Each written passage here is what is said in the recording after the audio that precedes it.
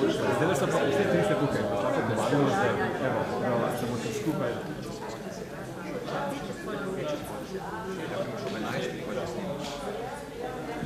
Tudi jaz.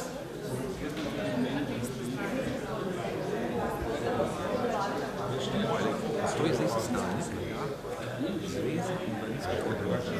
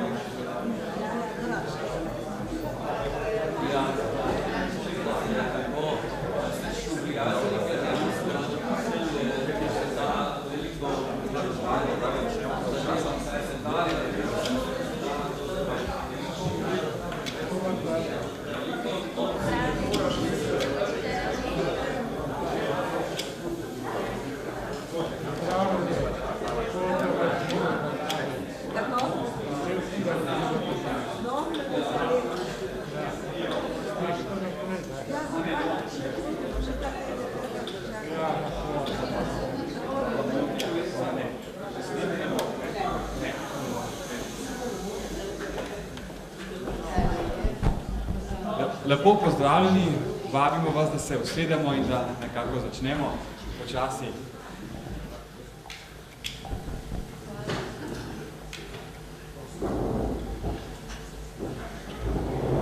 Začeli bomo ob 9, končali bomo ob 10, namreč obveznosti so takšne, da bodo mogli biti ob 10. Dobrodošli na današnjem pogovoru z kandidatkami za predsednico Republike Slovenije. Ne omenimo, da je NSIOS povabil vse k razgovoru. Gospod Borut Pahor zaradi časovnih obveznosti je lahko to opravil šele v četrtek. Danes imamo naše gostje, ostali pa so se žal opravičili. Tako da, dobrodošli vsi, hvala vam za vaš čas. Končali bomo ob 10. Dina gospod Linković se opravičila, ker ima obveznost v Mariboru, bo zapustila okoli pol 10, tako da začnemo lahko čim prej. Poglejte, predno začnemo z nekimi vprašanji, bi pa prosil najprej predsednika NSIOS Borisa Guštošiča za nekaj uvodnih besed. Prosim. Torej, gospe in gospodje, spoštovane vse tri kandidatke, v imenu Nacionalnega sveta invalidske organizacije Slovenije vas prisrčno pozdravljam na tem razgovoru. Zdaj slovensko invalidsko varstvo je tako kot nekatera druga družbena področja v naši državi predvsem protislovno, torej imamo nekatere stvari, s katerimi smo izjemno zadovoljni, so pa seveda nekatere stvari, s katerimi smo izrazito nezadovoljni. Verjetno bo v razgovoru tudi to prišlo kaj na plano, seveda to izrekamo z željo, da nekaj uredimo. Druga stvar, ki bi uvodoma omenil, je pa to, da nas veseli, da ta razgovor poteka v Inštitutu za rehabilitacijo, kajti to je srednja strokovna inštitucija v Sloveniji in najsimbolno pomeni, da izražamo željo, da bi strokovnim in etičnim delom še naprej prispevali k razvoju slovenskega varstva. Izvolite. Hvala lepa, predsednik. Lep pozdrav. Ne omenim, da so med nami kar nekaj predsednikov in sekretarjev invalidskih organizacij in pozdravljamo tudi kar nekaj medijskih hiš, ki se je pridružilo temu pogovoru. Pripravili smo nekaj osnovnih vprašanj v prvem delu in v drugem delu morda razpravo in vprašanja z publike. Začeli bomo s prvim vprašanjem, ki ga običajno postavljajo na koncu.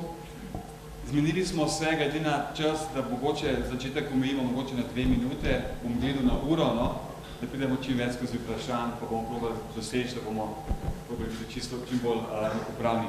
Prvo vprašanje pravzaprav je, če bi se morda na kratko predstavili in v smislu, zakaj bi bili zanimivi za invalide. NSIOS združuje, bom rekel, NSIOS je nevladna organizacija, ki združuje reprezentativne in druge invalidske organizacije. Vključene invalidske organizacije predstavljajo 98% vseh organiziranih slovenskih invalidov in delujejo več kot 220 lokalnih društev po vsej Sloveniji. Torej, zakaj bi bili zanimivi za invalidsko varstvo in kako bi lahko vi prispevali v tem področju. Mogoče bi začeli z vami in potem naprej. Prosim. Hvala za besedo. Lep pozdrav vsem. Jaz ne vem, če sem tako zelo zanimiva za invalide, sem pa vesela, da tukaj med vozičkarji vidim tudi nekaj mojih bivših učencev, ker 18 let sem delala v Zavodu za usposabljanje invalidne mladine v Kamniku, zato vsakeč, ko srečam kakšen voziček, pogledam, ali morda poznam človeka na njem in večkrat srečam svoje bivše učence in sem vesela, še posebej, ko vidim, da se dobro držite in da tudi opravljate pomembne funkcije v vaših invalidskih organizacijah.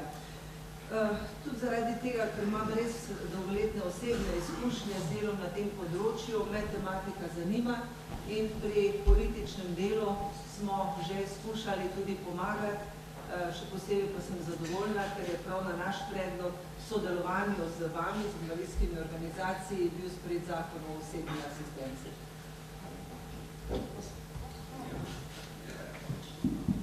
Hvala lepa, hvala tudi za povabilo.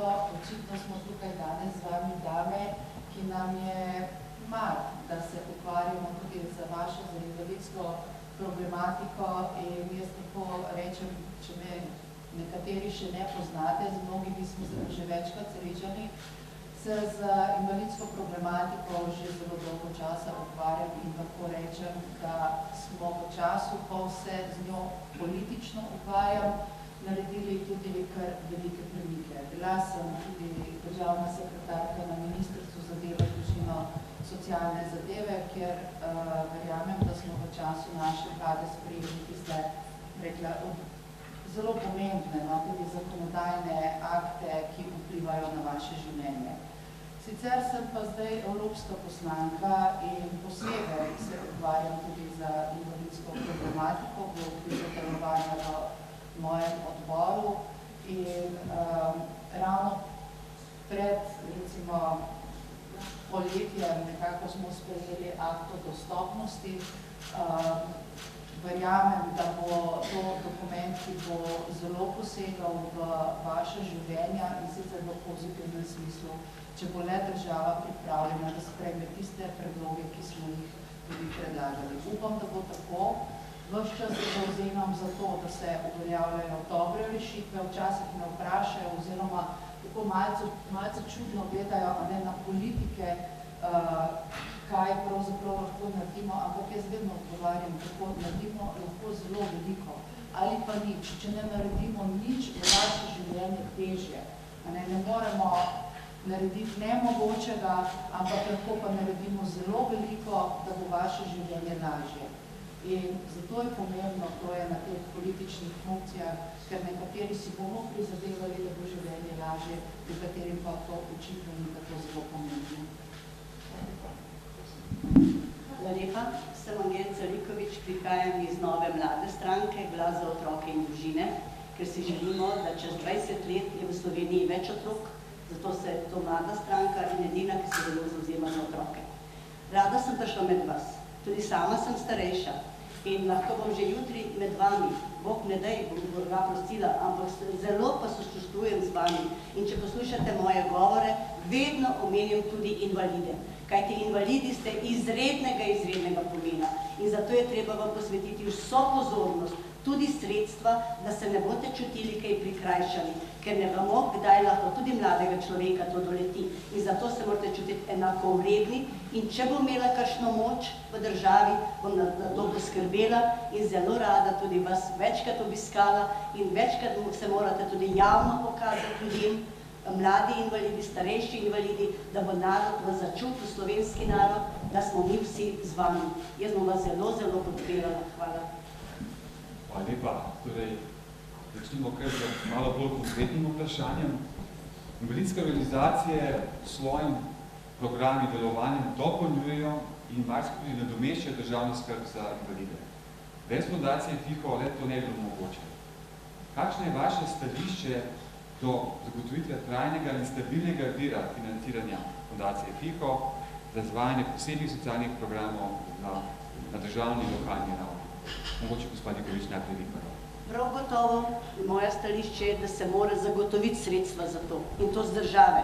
Nikar ne mislite, naša država je kar dosti bogata in še veliko lahko denarja potegne z davčnih oaz našim tajkunom in imamo denarja dovolj. Tukaj je treba zagotoviti sredstva, stalni dotok sredstev, kajti to ste ljudje, ki je narava, ne vem kaj, ste prizadeti in tem ljudem smo dolžni resnično pomagati, da se ne boste čutili, da ste nekam odrinjeni. Vi ste del nas, mi moramo z vami dihati in tukaj je treba zagotoviti državna sredstva. Ni problem, denarja je dovolj. Hvala lepa še enkrat. Ja, poznam težave, ki spremljajo financiranje invalidskih organizacij od nekdaj. Ampak bodimo zelo realni, povsod tam, kjer je na voljo denar, ali ga je premalo, ali ga je preveliko, nastanejo neka notranja trenja, vsakdo si pač želi tukaj prisvojiti večji kos pogače. Tudi tukaj pri financiranju je tako invalidskih organizacij. Financiranje preko FIHO ni tipično financiranje iz državnega proračuna, to že moramo vedeti, ampak kaj pa lahko tukaj rečem, da se bodo nekako uspeli vsi akterji, ki so tukaj zraven, dogovoriti, na kakšen način naj bi to financiranje potekalo, predvsem pa zagovarjam to, da je to financiranje, kakorkoli že se bodo med seboj zmenili, trajno in stabilno. Ker se mi zdi, da je to zelo pomembno. A veste, če vi ne veste, kaj vas čaka jutri, ali imate še denar za program, ali nimate denarja za programa, potem je življenje v bistvu zelo težko načrtovati. Zato zagovarjam v tem kontekstu stabilno financiranje in tudi sama menim, da je v okviru tega dovolj denarja, da se da sfinancirati vse, samo paziti moramo kam odtekati. Zagotovo upravljate invalidske organizacije zelo pomembno vlogo, funkcijo v državi. Seveda, najprej je država, vlada, ministrstva, ki morajo zagotavljati denar za stabilno financiranje, vi pa, da pripravite ustrezne programe, seveda pa morate tudi vedeti, ali bo država res zagotavljala sredstva. Vaše delo je neprecenljivo, ker najbolje poznate tudi vaše potrebe, značilnosti različnih invalidov in temu primerno potem odgovarjate tudi s pripravo svojih programov. Tako da tudi jaz se zavzemam za to, da bi bilo financiranje stabilno, jasno, vi pa da bi primerjavi s tem oziroma tako odgovorili z dobro pripravo programov, takšni, ki vam bodo vsem pomagali v korist, da boste se lažje vključevali v življenje, da boste neodvisni, bolj neodvisni, skratka, da vam bodo ti programi koristili. Hvala lepa. Torej, zagotovo smo začutili, da imamo podporo pri stabilnem financiranju invalidskih organizacij strani FIHO, vendarle še podvprašanje z tega področja. V mednarodnem sloganu piše nič o invalidih brez invalidov. Kje vse se na ta način bi se lahko to uporabljalo? V povezavi s FIHom pa morda še podvprašanje, ko nekako imamo zagotovljen ta trenutek vir financiranja, pa se v luči zadnjega onemogočanja participacije uporabnikov invalidov pri soupravljanju fundacije FIHO pa pojavljajo težave. Torej, kako vidite pravzaprav te težave, ki jih imajo invalidi ta trenutek pri soupravljanju fundacije FIHO v povezavi z sloganom nič o invalidih brez invalidov? Ta geslo izraža to, kar bi moralo biti realno v vsakdanjem življenju. Tudi ko smo mi predlagali zakon o osebni asistenci, smo se posvetovali z vašimi organizacijami in tudi potem zakon dopolnili pač z vašimi pripombami.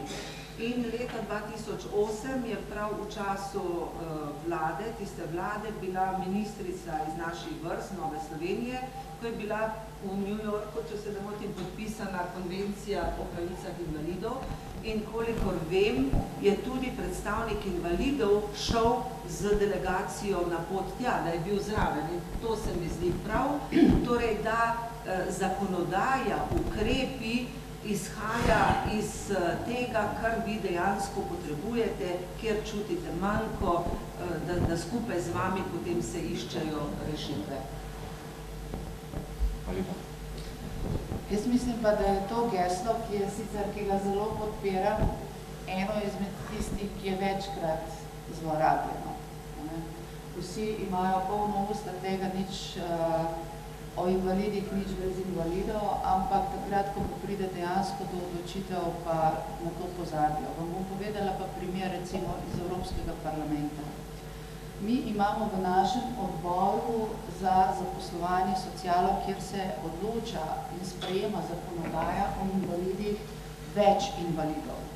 Imamo invalide na vožničkih, tetraplegike, imamo slepe, imamo gluhe in kadar sprejemamo zakonodajo, ki se dotika invalidov, potem je gotovo eden izmed njih nosilec tega dosjeja.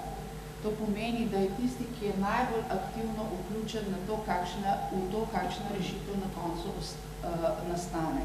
Temu bi jaz rekla, aktivno spoštovanje tega nič o invalidih brez invalidov. Pri nas je pa tako, da vlada potem na koncu pravzaprav včasih tudi posluša, ampak mnogokrat pa ne sliši, kaj imajo invalidi za povedati. In jaz pozdravljam tudi to, da je bil zdaj sprejet predpis, ki smo ga dolgo časa čakali, ampak vendarle ni celovito rešena obravnava invalidov, za katero pa mislim, da se mora sprejeti in to čim prej in urediti zakon o dolgotrajni oskrbi. Zakon o dolgotrajni oskrbi se dolgo časa napoveduje, ampak zaenkrat, če ne bo ugledal luči sveta, ker za njega očitno zmanjkuje sredstva. Ko pa bo na mizah, jaz upam, da boste imeli svojo besedo pri tem. Globoko se strinjam, nič brez invalidov. Invalidi bi morali biti v vseh komisijah. Poglejte v šoli, ker sem izhajal iz šole, ker sem ravnatelj za 18 let, imamo tudi v šoli veliko invalidov, ki hodijo v osnovno šolo, srednjo šolo in tako naprej. In ti bi morali biti vključeni v najrazličnejše komisije.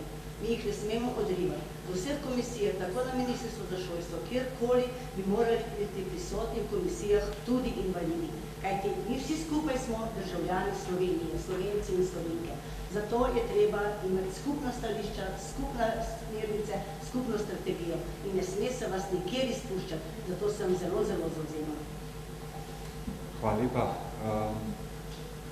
Velikokrat ste uporabili besedo invalid, kar tudi kaže na to, da poznate problematiko, poznate terminologijo in tudi spoštujete identiteto invalidov. Invalidi so tudi zaščiteni z Ustavo Republike Slovenije.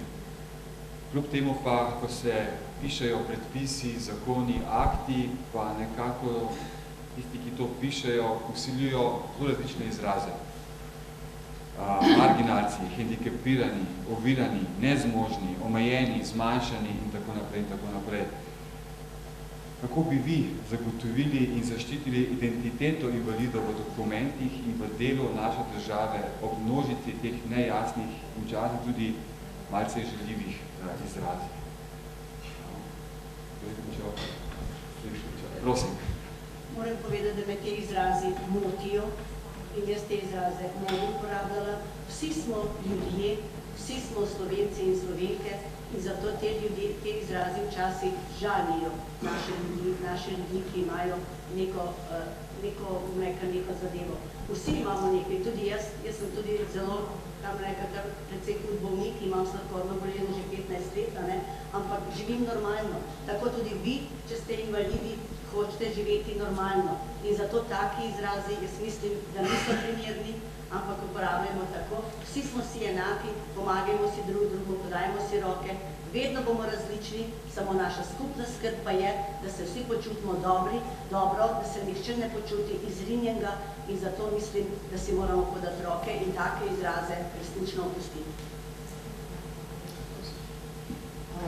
Poglejte, če se ne more politika poenotiti niti v tem, kakšen izraz bomo uporabljali za invalide, potem jaz resnično mislim, da smo zabrali precej globoko. Pravzaprav pošteno priznam, da niti nisem vedela, da je to takšen problem. In če je to takšen problem, jaz nimam popolnoma nobenih težav s tem, da se v zakonodaji, če imam na njo vpliv kot zakonodajalec, uporablja točno tisti izraz, kako boste vi izbrali. Se boste vendar vi najbolj vedeli, kater izraz je pravilen, in če zakonodajalec, ki sprejema predpise za vas, ne more spoštovati niti tega, da bi poimenoval v zakonodaji, uporabljal takšno ime, kot si ga vi želite, potem jaz res ne vidim, kam lahko s tem pridemo. Tako da zgovarjam, kar boste rekli, tako naj bo. Jaz vidim tukaj predvsem dva razloga, zakaj prihaja do različnih poimenovanj. Eden je seveda tisti žaljiv, marginalci, to je zelo žaljiva beseda ali pa še kakšna hujša. Ker pa sem toliko let delala v tej ustanovi Zavodu za usposabljanje invalidne mladine Kamnik, zdaj je ime spremenjeno v Sirius, sem potem naenkrat so nam rekli, da pa zdaj ne smemo več uporabljati besede invalid, ampak osebe z gibalno ovirane, pa ne vem kaj vse. Pravzaprav je bil to namen, ker so menili, da je beseda invalid žaljiva. In zato je prišlo potem do različnih poimenovanj. Jaz mislim, da samo manjka tega vedenja, da če nekomu rečeš, da je invalid, da to ni misleno žaljivo, ampak je to pravo poimenovanje. To vedenje manjka. Tudi meni. In potem si rekla, zdaj, če jaz rečem invalid, pa koga žalim. Pa nisem želela nikoga žaliti. In če vi menite, da je to tista ta prava beseda, je treba morda več o tem govoriti, opozarjati inštitucije, da to ni mišljeno žaljivo, ampak je pač to ta prava beseda za poimenovanje. Hvala lepa. Ne samo dopolnimo, da pravzaprav beseda invalid je tudi zapisana v Ustavi Republike Slovenije, tudi zelo pomemben zakon, pod kratkim sprejeti zakon o čevanju možnosti invalidov, tako da beseda invalid je relativno že kar uzakonjena, ustoličena med nami, ne? So pa dejansko tudi posamezniki, ki, bom rekel, iščejo druge zgodbe, ne? In uporabljajo druge besede, da prodajo pač tudi svojo zgodbo, ne? In beseda handicap zagotovo ni iz naših vrst. Ker smo že pri temi invalidnosti in invalidov, je naslednje vprašanje. Invalidska organizacija dostikrat pogrešamo nekega pravega sogovornika strani države. Seveda imamo predsednika republike, predsednika vlade, ministrstva, na ministrstvo za delo je tudi direktorat za invalide. To ime že nekaj povem. Pravzaprav, kako bi, ker je to, kljub vsemu temu, včasih strani države, pravzaprav, oziroma uradnikov dobimo neke napade, na rokovajih rečeno, bi vas vprašali, kdo je po vašem mnenju v naši državi odgovoren za pripravo celostne strategije invalidskega varstva, oziroma kako bi vi postavili ta sistem invalidskega varstva v Republiki Sloveniji? Da sem se da bi Ja, prvo odgovornost za to je gotovo Ministrstvo za delo, družino, socialne zadeve in enake možnosti, ki ima za seboj tudi cel aparat, ki dela za to področje.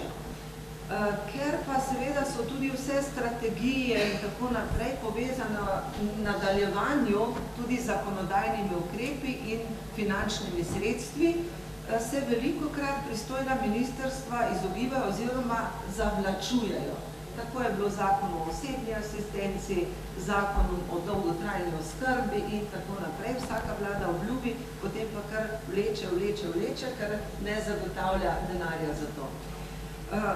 Kot sem rekla, celotna strategija pripravlja ministrstvo, zagotovo pa ne brez vas, ki najbolje poznate potrebe in tudi lahko date sugestije, predloge in potem se to spravi tudi v zakonodajno obliko.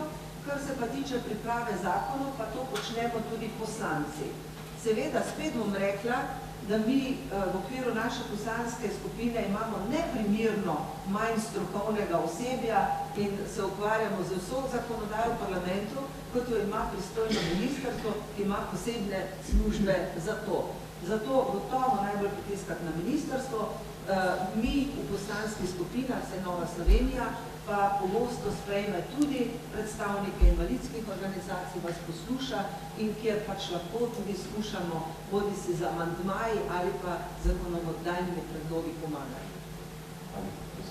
Tukaj se popolnoma strinjam z gospodom Novakovo, s tem, da bi še mogoče tako nadgradila. Ministrstvo je res bolj operativni organ znotraj česa vlade. Vlada vodi to državo in vlada kot celota je odgovorna.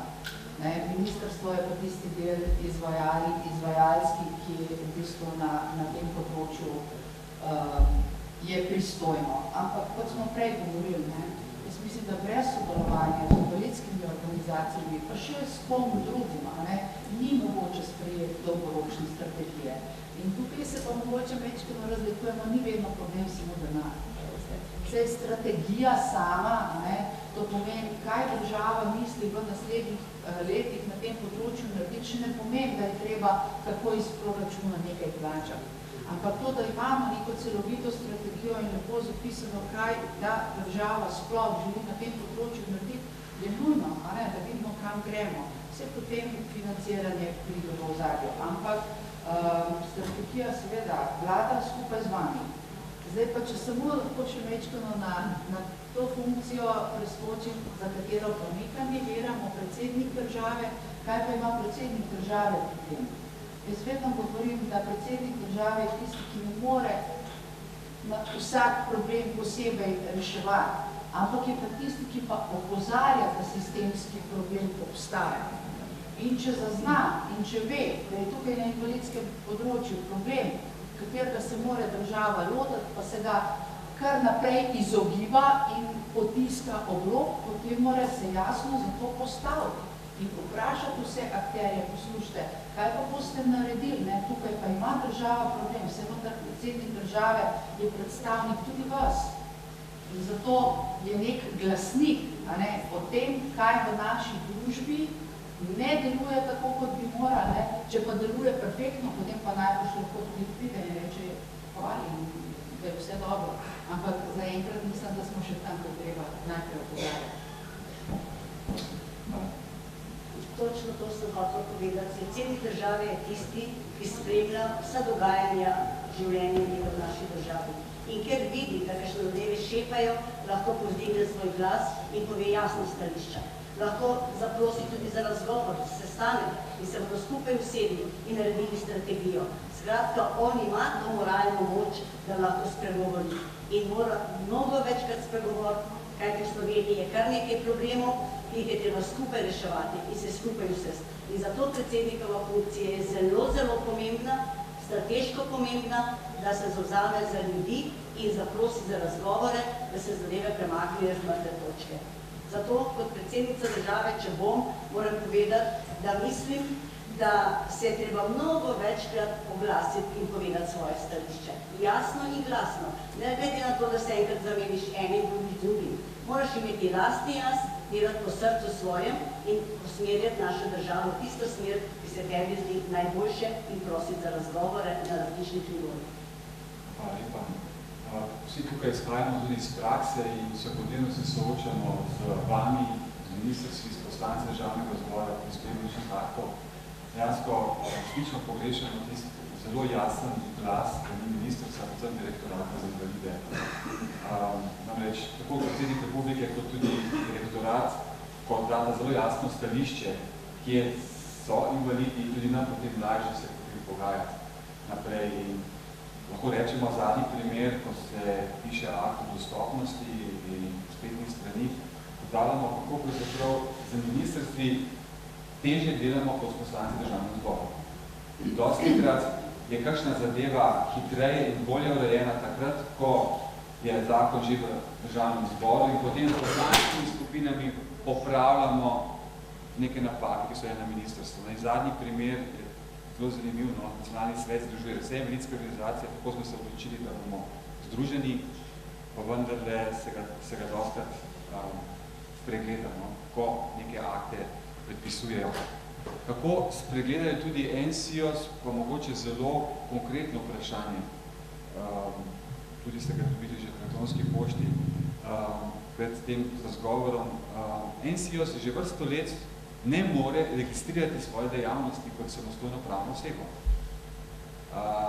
In zanimivo, da dostikrat, ko ste rekli, ne, ni denar tisti, ki odloča, ampak če pravi človek na pravem mestu, se da marsikaj narediti tudi, če veliko manj denarja.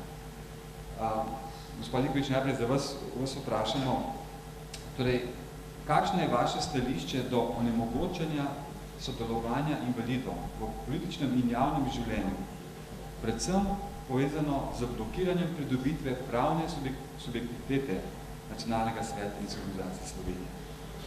Prosim. Jaz mislim, da je to nedopustno, kajti invalidi ste enako vredni vsem ostalim državljanom Slovenije. Zato morate biti zastopani povsod. In žalostno je, da se ne oglasi predsednik države in jasno in glasno to pove. In če bo predsednik države to jasno in glasno povedal, bo sprožil tudi razgovor na teh nivojih. In prav gotovo, če bom predsednica, bom to nemudoma naredila, ker se zavedam, sem starejša, še bolj razumem vas in zato se zavedam, da ste enako vreden član in da morate biti zastopani čisto povsod, morate biti zastopani. In zato bom to nemudoma naredila. Zelo konkretno mislim, da je tukaj gre za diktaturo nekih predpisov, ki so popolnoma neživljenjski. In včasih so ti predpisi, ki so takšni, kot so, samo izgovor za to, da se nekaj ne da narediti. Če je volja, da se nekaj da narediti, potem je treba kakšen predpis tudi spremeniti. Ampak v tem primeru jaz mislim, da predpisov sploh ni treba spremeniti. Gre za popolnoma pravno-formalno vprašanje in vam dam en primer, po katerem bi se lahko zgledovali. Če vprašate, kaj je Gospodarska zbornica Slovenije, recimo, ki jo najbrž vsi poznate, ne? To je tudi nek subjekt, ki se mu reče sui generis, nekaj posebnega, ne, v tem našem pravnem okviru in ima pravno subjektiviteto, tako kot bi jo lahko recimo vi imeli. No. Ampak če samo še nekaj lahko od prejšnjega vprašanja, ko ste rekli akt o dostopnosti, ne veste, kaj se dogaja. Jaz kar še precej sodelujem s tistimi, s katerimi sem prej sodelovala, pa so tudi moji prijatelji po domovih za starejše in ostalih organizacijah, in se name obračajo, ker naj bi kakor poznala zakonodajalce ali pa na ministrstvo in me prosijo, če jim lahko zrihtam, da bi dobili predlog zakona o dolgotrajni oskrbi, ki se zdajle sprejema. Jaz sem vprašala vse naokoli, ampak a veste, ta predlog je dobila samo koalicija, samo en del naše politike je to dobil in samo eni ljudje na ministrstvu to poznajo. Vsi ostali, ne vi, ne jaz, ne kdorkoli, pa pravijo, da pri tem nimamo nič in ne smemo sodelovati, ne smemo ga niti videti. In samo enkrat bo prišel na dan in boste postavljeni pred dejstvo, a ne, tukaj ga imate, vzemite ga ali pa pravzaprav vzemite to, kar vam ponujamo. Meni se zdi ta način popolnoma nesprejemljiv na tem konkretnem primeru in na vseh ostalih. In zato sem jaz dala tudi v svoj slogan, da tukaj uporabim, ker poznam to politiko, kako deluje, pa dajmo enkrat vendarle sodelovati. Koalicija, opozicija, vlada, nevladne organizacije, pa vsi skupaj, ker drugače ne bomo prišli nikamor. Drugače pa pravna subjektiviteta zame v tem trenutku sploh ni problem, je samo problem volje, nekoga, ki to noče. Jaz bom vas žal morala zapustiti. Rada bi rekla samo to, kar je rekla gospa. Pri strateških zadevah moramo stopiti skupaj, ne glede na stranke, ne glede na politično pripadnost. Vsi želimo lepšo in boljšo Slovenijo. Jaz se vam opravičujem, ker odhajam v Maribor, rada sem bila z vami, lepo je bilo in želim vas še večkrat obiskati. Želim pa, da imate v sebi ogromno optimizma in vedite, da življenje je lepo in se veselite vsakega dne. Jaz pa vam želim srečno. Hvala lepa in srečno pot. Hvala lepa za vaš mesec.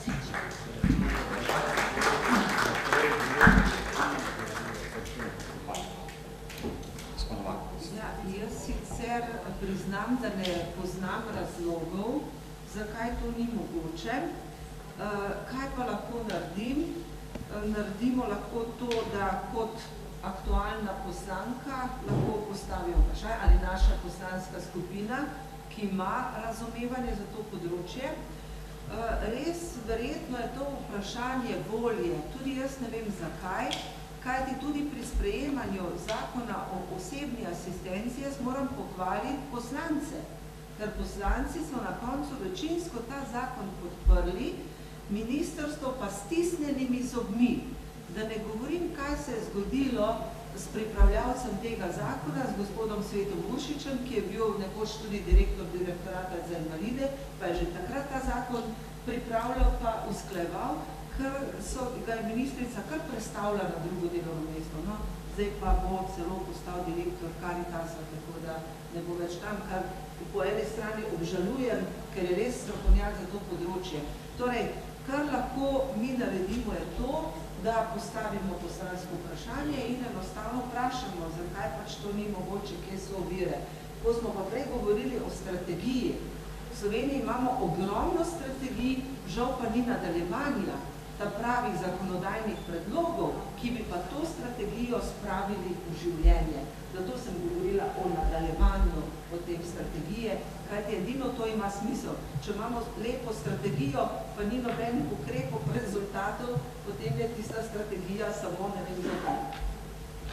Hvala lepa. Poglejte, prvi del je za nami in nekako smo postavili naprej postavljena vprašanja. Poslali smo tudi konvencijo o pravicah invalidov in predlog vprašanj za Republiko Slovenijo o izvajanju te konvencije, tako da morda kaj v zvezi s tem. Nadaljevali bomo z vašimi vprašanji, preden začnemo na prvo vprašanje gospod Boris. Prvi krog, potem pa še vprašanje iz vaše strani. Boris, prosim. Ja, jaz bi najprej izrazil veliko zadovoljstvo, da ste vse tri kandidatke, zlasti pa vidne, ki sta tu ostale, se zelo jasno opredelili do našega invalidskega varstva kot nekega družbenega podsistema, ki je de jure in de facto obstoja. No, jaz sicer cel življenje kot soustvarjalec izražam optimizem, vendar mi ne zameriti, da bom zdajle dve, tri izredno negativne stvari izpostavil, za katere bi želel, da bi se bili tudi angažirati.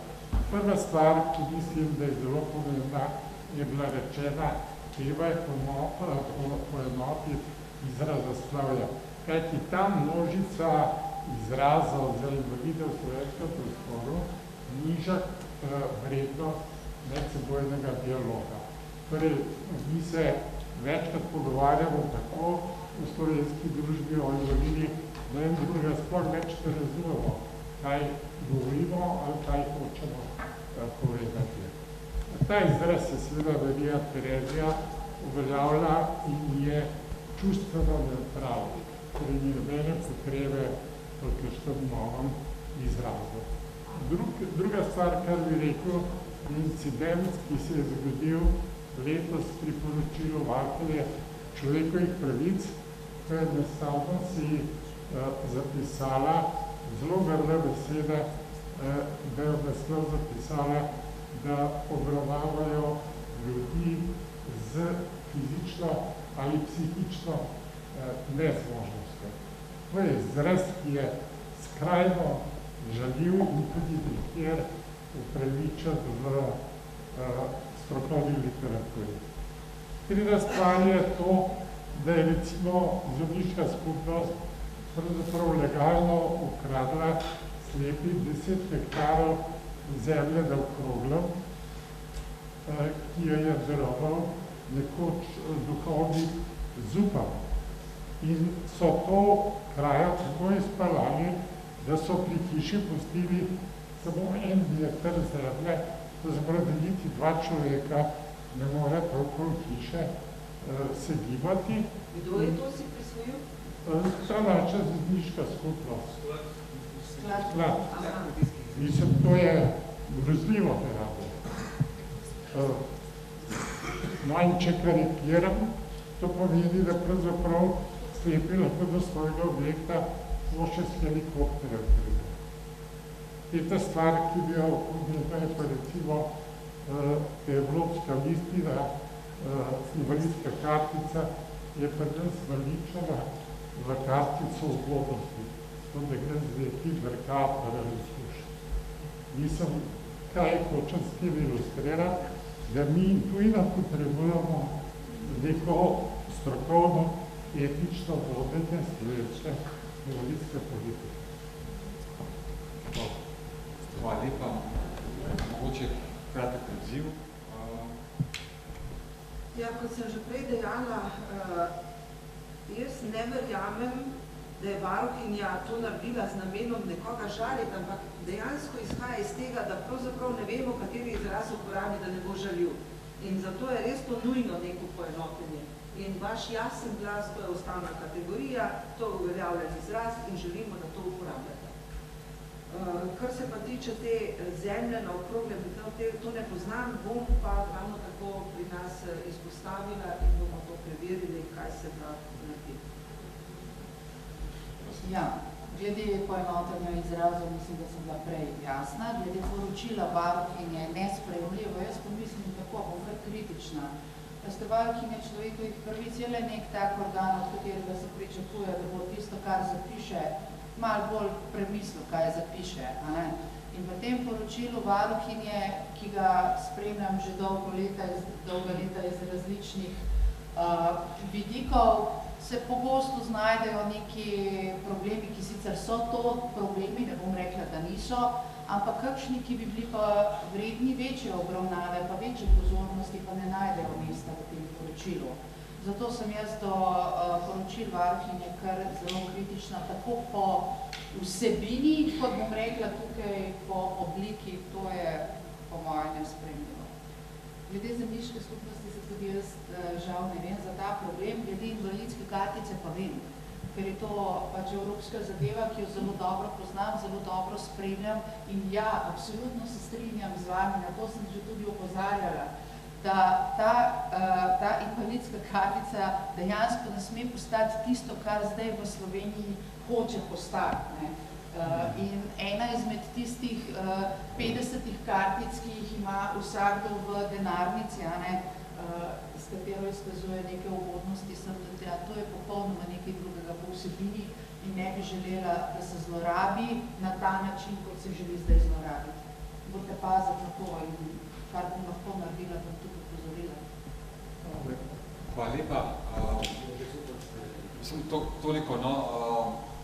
Zdaj smo mi na vrsti, zdaj sprašujete vprašanje, končali bomo 5 do 10, da potem še za Boris zadnjo besedo, potem pa zaključimo. Prosim, da se predstavite in če že imate vprašanje, ne bodo morda malo bolj splošne narave, da lahko seveda odgovorijo, ne? Na konkretne se ne moramo. Slavi, prva roka je ta, druga roka zadaj in tretja roka ta. Prosim, prvo vprašanje. Ja.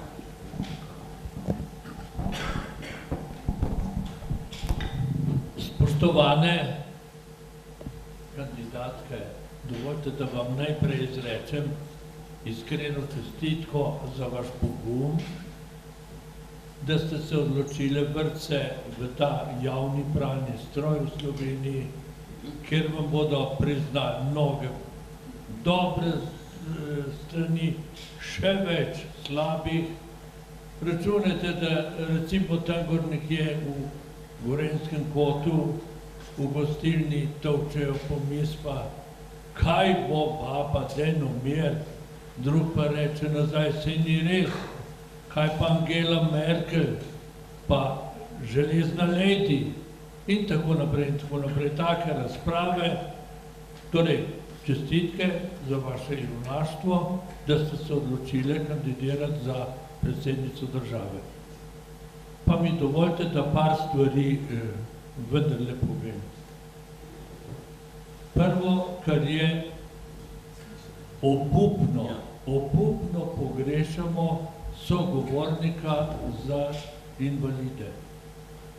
Včasih so rekli, da je to na Ministrstvu za delo, direktorat za invalide. Žal, dama, ki to delo vodi, direktorica, nima feelinga do invalidov. Pustila je, na primer, čakati 3 invalidske organizacije vojnih invalidov iz druge svetovne vojne, vojnih invalidov 91, pa civilnih invalidov vojn, je pustila jih čakati 1 leto za razgovor in še v sredi razgovora je ostala pa odšla. Jaz sem žal takrat protestiral in sem je rekel, da je pripenjem bodečo nežo, ker tak odnos do invalidov ni odnos, ki bi imel upravičilo. Torej, potrebno bo dobiti človeka, ki bo vedel, da plačo dobiva zaradi invalidov in da mora delati za invalide. Naprej bi rad omenil tole vprašanje okroglega. To okroglo je duhovnik Tomo Zupan zapustil takratnim in kasnejšim slepim. To piše v oporoki. Samo ti kasnejši slepi so bili opehaljeni strani države Slovenije. Danes se med sabo kregamo slepi, pa strokovna služba, kdo je kriv, pa vendarle verjetno samo jaz vem, kdo je kriv. Kriva je država, ki je sprejela tak zakon, da so lahko nacionalizirali zemljišča zdajle v tem času. Pa so kritizirali socialistično Jugoslavijo, da je to delala, pa niso sami nič boljši. Torej, jaz vem, da bo zadeva šla na Evropsko sodišče in naše poslance evropske bo spet sram, da se kaj takega lahko dogaja v Sloveniji. Naslednje vprašanje, ki se mi zdi, da bi ga morali počasi speljati do tiste točke, da bomo vendarle normalno zaživeli invalidi vojne in vsi invalidi v Sloveniji, je vprašanje loterije.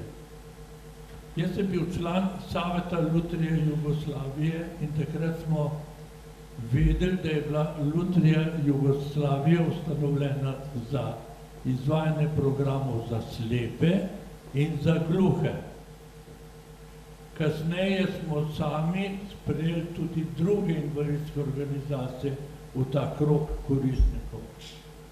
Potem se je pa pojavila Sofka, Savez organizacija fizične kulture Jugoslavije, kjer so imeli prvo in edino besedo fuzbal in seveda takrat se je začelo to, da je moralo iti veliko, največ denarja za fuzbal. No, dal sem pobudo takrat, da se loterija Jugoslavije razdeli med republike in pokrajine po ustvarjanju dohodkov v posamezni republiki in to smo naredili in začetka smo spet normalno delovali. Potem je pa začela država vsiljevati v krog koristnikov tudi ostale. Glejte, Gorsko reševalno, Rdeč križ, Karitas in en kup socialno-humanitarnih organizacij, pa šport in tako naprej. Danes loterija več ne igra tiste vloge, kakršno je igrala takrat. Mi smo invalidi, smo ustvarjali osnovne pogoje za izvajanje posebnih socialnih programov za invalide. Vse tiste programe, ki jih država ni izvajala, smo izvajali mi.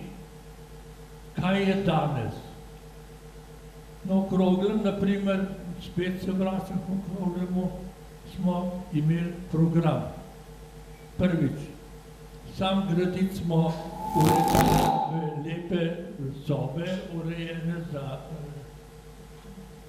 letovanje oziroma klimatsko zdravljenje. Hleve smo preuredili v jedilnico in kuhinjo pa na vrh sobe. Kolnico, tam, kjer so imeli spravljene vozove, pa tudi del svinjske kuhne, To smo preuredili v čajno kuhinjo, tipa takega, kakršne so bile takrat v Sloveniji, in v teh kuhinjah smo usposabljali slepe žene za pripravo hrane. Ja, vem, vi ste preveč dolgo vleku. Torej, gledajte, vse to, potem smo za kegljišče postavili, ki je izjemno pomembno za pridobivanje orientacije v prostoru za slepe. To je to vrtno kegljišče. To vrtno kegljišče je zdaj na državnem zemljišču. In država je zdaj ratala nenadoma tako dobro, da ponuja to zemljo Zvezi slepih brezplačno v najem, če bo zveza vložila prošnjo. Torej, vse to so stvari, ki jih je potrebno urediti, in jaz računam, da boste s svojim delom, če boste izvoljeni za predsednico države, tudi zagovarjali v korist invalidov. Hvala. Glede na tajming bi prosil zdaj resnično, ne mi zamerno, ampak prosim postavite samo vprašanje, ker drugače morajo one 10 minut. Glede, še vi ste, ne pa še ena roka zadaj. Vprašanje povedam, da na dolgo časa. Jaz sem Plesec Janko, predsednik društva Dlan, popolnoma samostojne invalidske organizacije, ki deluje dobro z našim strokovnim vodstvom. Rad bi poudaril samo to, da malo manjkajo določene stvari, da se vse super urediti z malo trdne volje, in to sprašujem tudi naslednjo kandidatkinjo, predsednico za Republike Lepe naše Slovenije, kaj ima v programu, če se bo tudi še naprej prizadevala tudi za nas manipulacijo gluho slepih, ker še določene stvari tudi niso popolnoma urejene po zakonodaji. Zahvalil bi se, če sem to vprašanje postavil na pravilna ušesa, ker dejansko z dobro voljo se da marsikaj urediti, da je lahko človek zadovoljen, srečen, kot sem jaz, pa tudi ne brez težav. Zato pravim še enkrat, z našo zakonodajo je treba samo dopolniti programe, jih tudi resnično ustaviti v zakone, ne da recimo morda papiri obstojijo na klopih, poslanskih klopih. To me malce moti in to še enkrat povem, če se bo delalo transparentno, se da zelo veliko in boljše napraviti. Hvala.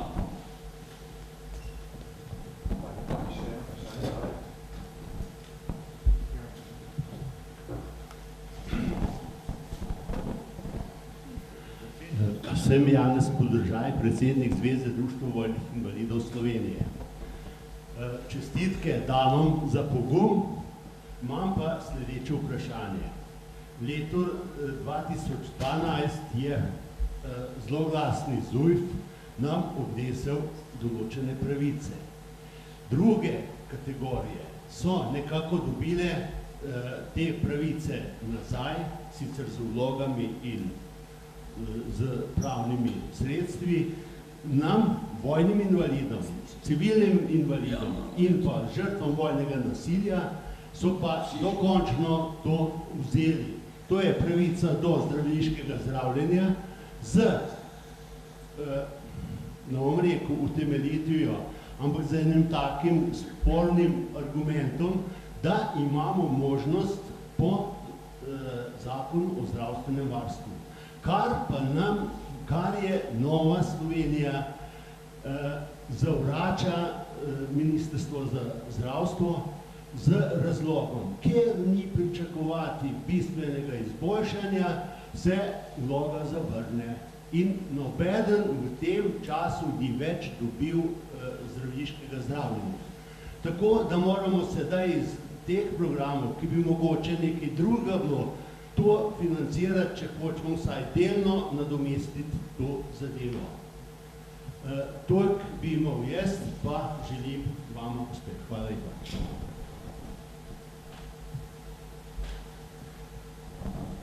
Andrej Gregorčič, Društvo romantikov Slovenije. Jaz bom postavil eno vprašanje in bi rad vedel, kakšno je vaše mnenje. Namreč vsi se srečujemo z zelo dolgimi čakalnimi dobami v zdravstvu. Kaj bi se dalo narediti, da bi se pač te stvari zmanjšale in da bi se zaposlilo več zdravstvenega osebja, od zdravnikov do medicinskih sester? Hvala. Pozdravljeni. Jaz bi sam izpostavil nekaj bistvenih zadev, na katere so me upozorili sodelavci iz invalidskih organizacij. Povezane zadeve z konvencijo o pravicah invalidov, predvsem z zadevami, ki se ne izvajajo ali se izvajajo pomanjkljivo. Bom bil bolj splošen, da si izmenjamo tam mnenja stališča. Menimo, da je zaplet pri izvajanju določb o enakosti in nediskriminacije. Potem je problem v zadevi dostopnosti. To je tako fizično okolje še ni urejeno, kako te informacijske, komunikacijske in druge storitve. Problem je pri delu in zaposlovanju. Slovenija ima kvotni sistem, ki se izvaja pomanjkljivo ali se ne izvaja. Problem je pri samostojnem življenju in vključenosti. Govorim o podpornih storitvah, ki naj bi vse te stvari mogoče nekaj se seveda je naredilo oziroma se dela, zakon o osebni asistenci in podobno. Problem je, da se premalo dela v državi na ozaveščenju. Govorim tako o delu v samostojnem življenju kot ostalo. Pomembna zadeva, da izostaja obveznost temeljitega posvetovanja z invalidi. To je zapisano v konvenciji, to bi naša država morala početi pri pripravi vseh dokumentov, zakonodajnih in ostalih, ki se tiče invalidov. Zelo pomembno, izostaja v Sloveniji neodvisno telo za spremljanje izvajanje konvencije. To je ratificirano, da ne bi ta organ bil strukturiran podobno, kot je strukturiran organ varuha človekovih pravic. Tega v Sloveniji ni, samostojnega in avtonomnega organa. Vmes bi pa izpostavil še aktualne zadeve, neupoštevanje odločb Ustavnega sodišča, dostopnost volišč. Rekli smo že onemogočenje participacije invalidov pri vrsti zadev, zadnja aktualna, zelo pomembna, onemogočenje njihovih sodelovanja pri delu fundacije. Potem imamo onemogočenje potrebne pravne soliditete.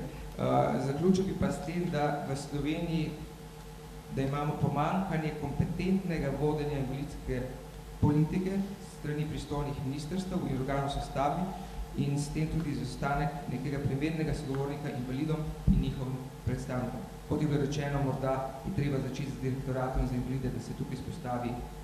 Z naše strani seveda je volja, želja, interes, vedno znova, morda je pa zdaj na strani države. Na kratko, z moje strani sem to hvala.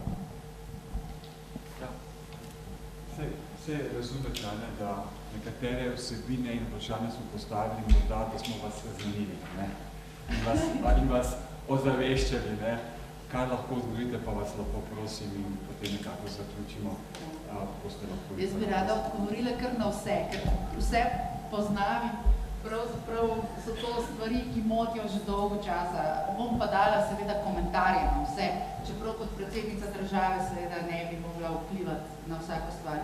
Zelo se strinjam in zelo sem kritična za razmerami na vašem matičnem ministrstvu. Ko sem bila jaz na ministrstvu, se je to ministrstvo imenovalo Ministrstvo za delo, družino in socialne zadeve. Danes so mu dali še dve dodatni besedi za enake možnosti, skoraj neizgovorljivo ime že, ampak te enake možnosti nimajo nobene zveze z vami kot invalidi, ki imate enake možnosti, ampak imajo zveze za popolnoma drugo skupino ljudi, ki se jim žal na tem ministrstvu zdaj posveča mogoče tudi več pozornosti na račun tega, da se vam posveča manj pozornosti. Tako da tukaj sem jaz zelo kritična in bi bilo treba dejansko nekaj spremeniti. Glede ZUJF-a bi rada odgovorila. Glejte, prevzemam vso odgovornost, ker sem bila jaz takrat tudi na del vlade, ko se je ZUJF sprejemal. In sprejemali smo ga z zelo težkim srcem, zavedajoč se, da smo prizadeli mnoge skupine ljudi, ne samo vas. Ampak ZUJF je bil eden izmed zakonov, ki je Slovenijo potegnil navzgor, ne edini. Glejte, danes so razmere drugačne in jaz sprašujem že ves čas, pa zakaj ta ZUJF ali pa deli ZUJF-a sploh še veljajo, če imamo takšno gospodarsko rast, če je vse v redu. Nobene potrebe ni potem, da ZUJF še velja. Takrat so nas kot vlado dobesedno raztrgali zaradi tega, potem so se po vsaki strategiji naprej hvalili, da je bil ZUJF tisti, ki je pomagal Sloveniji zadihati. To se pravi dvoličnost, ampak še ne, danes ni nobenega razloga več, da karkoli od ZUJF-a še vedno velja. Ker nam gre odlično, menda. Glede spoštovanja ustavnih določb, to je zame kršitev eklatantna prve vrste. Ustava je najvišji akt, ne samo na tem področju, tudi na področju šolstva, če vam je prišlo kaj na uho, se pač izogiba, celo ustava se želi spremeniti, da bi zaobšli tisti del, kjer gre za financiranje tudi zasebnega šolstva. Nesprejemljivo. Ampak, gledajte, zakaj se nič ne spremeni? Vse to so problemi, ki že nekaj časa trajajo. In mi vsi vemo, kdo je za te probleme odgovoren. Med drugim tudi najin konkurent, ki je tokrat v funkciji najnega konkurenta, hkrati pa je aktualni predsednik države. Bil je v vladi, ki je podpirala vse to, danes je že 5 let v funkciji predsednika države, a je opozarjal na te stvari? Ni opozarjal na te stvari. In to je tisto, kar pa jaz, recimo, najbrž tudi ostali, pa bomo opozarjali. To so tisti problemi, na katere je treba opozarjati. Ne samo dajati neki obliki prednost pred vsebino. Jaz obljubljam za vse tiste stvari, za katere bom mislila, da so težave ne samo vas, tudi drugih skupin, da je treba sklicati pristojne, da je treba opozoriti. In zadnjič mi je predsednik rekel, pravi, ja pa potem pa to narediš, pa se nič ne zgodi. Ja, potem pa še enkrat to narediš. Pa ne samo greš pred televizijo, ko voščiš svojim državljanom in državljankam vesel Božič in srečno novo leto, ampak greš na televizijo takrat, ko rečeš, poglejte, to je v naši družbi problem, ki se ga moramo resno lotiti. In jaz mislim, da je to tudi funkcija države, pa še predsednika države, seveda še mnoge druge povezane z zunanjo politiko in tako naprej, ampak se ustavimo danes pri tem. Mnogo stvari, na mnogo stvari. Še velja, mi smo pa zmeri bolj stari, pa potrebni klimatskega zdravljenja, pa ga nimamo in ga ne bodo vrnili. Hvala lepa, prosim. Gospa Tomčeva je že kar na nekaj vprašanj odgovorila, kjer tudi sama podobno mislim.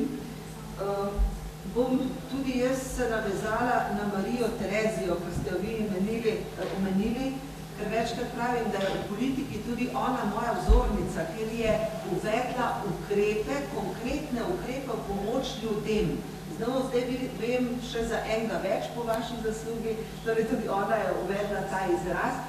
In ko je gospod govoril, da smo ženske, ki smo nekako kandidatke, in nekateri imajo pač nekaj proti ženskam, jaz menim, da je mogoče prav zato tudi čas za žensko, ne da bi moške v nič dajala, ker najboljše je sodelovanje, ampak na nek način ženske imamo morda le več tudi posluha za potrebe ljudi in za različne ljudi, ker smo tudi tiste v družini, ki moramo najširše gledati na potrebe vseh naših družinskih članov, ne samo enega ali drugega.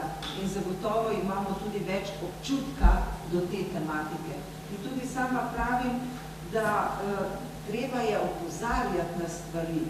Ukoliko pride do predsednika države veliko takih pritožb neke skupine ljudi, je dolžnost predsednika na to opozoriti vlado. Najprej na internem sestanku, če ne učinkuje, je treba javno to narediti. Ne moremo reči, ne morem se vtikati v neke podrobnosti, seveda ne podrobnosti, ampak na načelni ravni pa to gotovo so problemi, ki ste jih vi izpostavili in tukaj pa je naloga predsednika, da na to opozarja in sama vem, da zagotovo bom. No, še nekaj bi dejala, da se ne spuščam v vse podrobnosti. Poglejte, velikokrat na žalost slišimo, da tudi vi niste najbolj enotni. Jaz vam to polagam na srce ali pa si želim in zagotovo bo tudi za vas najbolje, če boste čim bolj v teh zahtevah tudi povezani in enotni. Ker veste, zelo neprijetno je poslušati, kadar slišimo o kregarijah, da se kregajo za denar, ker vlada to zagotovo potem izkoristi, da reče, no, se sam kregajo, se nič ni treba, ne se. Jaz verjamem pa, da tudi z malo dobre volje in več posluha in pozornosti se da ogromno premakniti, kot je prej govoril gospod Janko Mesec, če sem si prav zapisala. Plesec. Aha, Plesec. Torej z dobro voljo, s posluhom in sploh ne morem verjeti, da eno leto vas na direktoratu za invalide niso sprejeli in še potem niso imeli pravega odnosa do vas. Ne morem verjeti, da je to mogoče. Ja. Ampak, če samo lahko to dodam, najbolj veste, da je tudi ministrstvo politično sestavljeno, ker je to politična vlada in da ministrstvo za delo vodijo socialni demokrati, ki naj bi bili po defaultu, kako se to v slovensko reče, socialno naravnani in tisti, ki so bolj empatični do vaših problemov. Ampak, veste, včasih se za imenom skriva vse kaj drugega, zato je treba gledati vsebino. Hvala lepa. Vaša prisotnost kaže tudi na vaš odnos do invalidov. Res srčna hvala. Hvala vam za vprašanja, hvala za udeležbo in še zaključi Boris Silišič, predsednik NSI-ja, se hvala pogovor. Jaz bi se obema kandidatoma iskreno zahvalil, da ste prišli med nas in da ste zaznali naše doživljanje te družbene stvarnosti. Zahvaljujem se, da ste reagirali empatično, strokovno in tudi z neko vizijo. Kajti ta vizija izziva je pomembna v tem smislu, da ste se vedno zauzeli, da to vodi invalidsko politiko pristojen državno organ, to je ministrstvo za delo. Vse druge variante se seveda so take ali drugačne deviacije. Torej, invalidsko varstvo potrebuje regulatorja in mi bi želeli glavni regulator slovenskega ljudskega varstva bi bilo prej ministrstvo, ne pa računsko sodišče ali pa KPK. To je zadnji dve inštitucije razhodka takrat, se res razstav nekaj napačno. Tudi pa zaključil to. Več kot 99% slovenskih interesov organiziranih civilino se nekaj vpliva. Teraz rozhodne se povekali slavno sobe. Zato želimo uspešno volilno kampanjo in ne glede na so, ko ste obet dve ostali, konkretni zahtevi se nekaj. Hvala lepa za povabilo.